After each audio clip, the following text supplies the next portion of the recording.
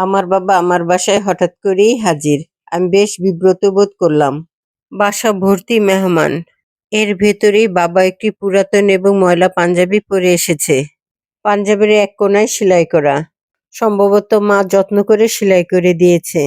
বাবা এই নিয়ে হয়তো আমার বাসায় ৩ বার এসেছে। আমি বাবাকে স্টোর রুমে নিয়ে বসালাম।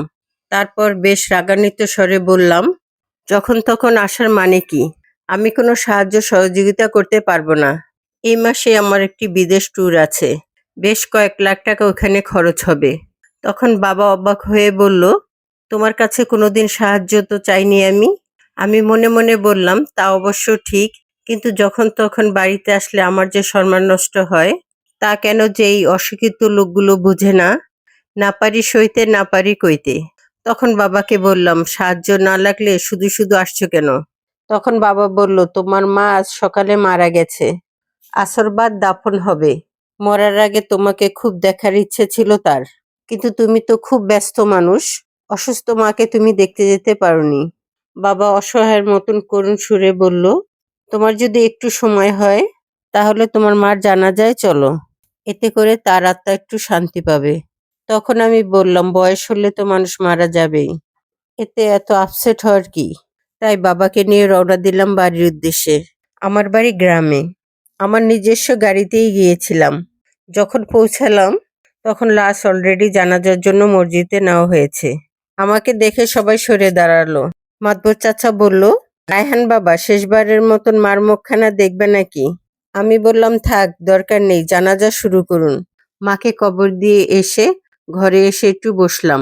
কেমন যেন একটু মন খারাপ লাগতেছে। হয়তো আত্মীয় স্বজন প্রতিবেশী কান্নাকাটি করতেছে সেজন্য। কান্নাকাটি একটি ছোঁয়াছুঁয়ি রোগ। একজনের ভিতরে থেকে আরেকজনের ভিতরে চলে আসে। গ্রামের কেউ কেউ সুর করে কাঁদতেছে, ওরে রায়হান, তুই শেষ পর্যন্ত আইলি, কিন্তু তোর মা তোর একটু দেখতে পারল না। সবাই চলে গেল। বাবা একটি নতুন টেবিল ফ্যান বের করে আমার সামনে চালু করে দিল। অনেকক্ষণ পরে একটু আরাম লাগলো। আসলে গরমে অনেক কষ্ট পাচ্ছিলাম। দেখি বাবাও ঘেমে গেছে। ফ্যানটা মুভ করে দিলাম, কিন্তু বাবা আমার দিকে আবার ফিস্ট করে দিল। বলল, এই ফ্যানের বাতাস লাগবে না তো আমার গায়ে বাবা। তোমার মা যখন অসুস্থ ছিল, গরমে খুব কষ্ট পেত, কিন্তু এই ফ্যানটা চালু করতে দিত না। বলতো, থাক, নষ্ট হয়ে যাবে, খোকা আসলেই চালাবো। বাবা একটু থেমে আবার বলতে লাগলো, গতবার তুমি যখন আসছিলে, গরম দেখে বাড়িতে 2 ঘন্টা বসতে পারোনি। তাই তোমার মা তোমার জন্য এই ফ্যানটা কিনেছে, যাতে বাড়ি আসলে তোমার কষ্ট না হয়। আমার মার জন্য হঠাৎ খারাপ লাগতে শুরু করলো। বাবা মায়ের পুরনো বাক্সটি খুললো। একটা পোটলা বের করে নিয়ে আসলো, আর একটা খেলনা গাড়ির প্যাকেট। তা দিয়ে বলল, তোমার মা তোমার বাসায় জীবনে একবার গিয়েছিল। তুমি বলেছিলে তোমার ব্যবসার অবস্থা খুবই খারাপ, অনেক টাকা লাগবে। তখন থেকে তোমার মা সারাদিন আমার সাথে ঘ্যান ঘ্যান করতো আমাদের দক্ষিণ মাঠে 3 বিঘা জমি বিক্রি করে দেওয়ার জন্য। উত্তর মাঠের জমিটা তো তোমার পড়ালেখার জন্যই বিক্রি করেছিলাম। শেষ সম্বল ছিল দক্ষিণ মাঠের জমিটা। তাই আমি রাজি হতাম না। কিন্তু তোমার মার শরীরটা দিন দিন খারাপ হয়ে যাচ্ছিল। তাই তার শেষ ইচ্ছা পূরণ করার জন্য গত মাসে বিক্রি করে দিলাম জমিটা। 15 লাখ টাকা পেয়েছি জমিটা বিক্রি করে। তার মধ্যে 3,000 টাকা দিয়ে এই ফ্যানটা কিনেছি, আর 1,000 টাকা দিয়ে এই খেলনা গাড়িটা কিনেছি। আর বাকি টাকা এই পুটলিতে আছে। তুমি যখন ছোট ছিলে, তখন মাতবরের ছেলের এমন একটি গাড়ি ছিল। তুমি সারাক্ষণ তোমার মায়ের সাথে ঘ্যান ঘ্যান করতে এরকম একটা গাড়ির জন্য। তোমার মা না খুব কষ্ট পেত। সামর্থ্য ছিল না, তাই কিনে দিতে পারি নাই। যখনই তোমার মা তোমার জন্য খুব মন খারাপ করতো, তখনই বলতো, ছেলেটিকে একটি খেলনা গাড়িও কিনে দিতে পারি নাই। গাড়িটা যেদিন কিনে আনি, সেদিন তোমার মার খুশিটা যদি দেখতে পেতে বাবা। খুব ইচ্ছে ছিল তার এই টাকা কয়টা এবং খেলনা গাড়িটা নিজে তোমাকে দিবে।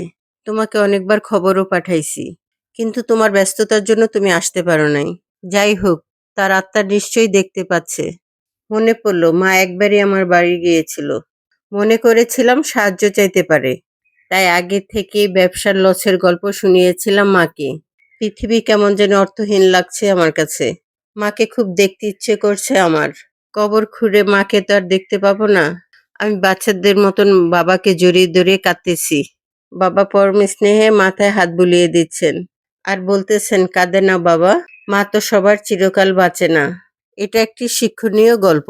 বাবা মা ছোট থেকে আমাদের কত কষ্ট করে বড় করে, কিন্তু আমরা যখন প্রতিষ্ঠিত হয়ে যাই তখন বাবা মাকেই ভুলে যাই। আমি মনে করি এই গল্প থেকে একটু হলেও শিক্ষা গ্রহণ করতে পারি। বাবা মা যাদের নেই তারাই বোঝে বাবা মার হারানোর ব্যথা।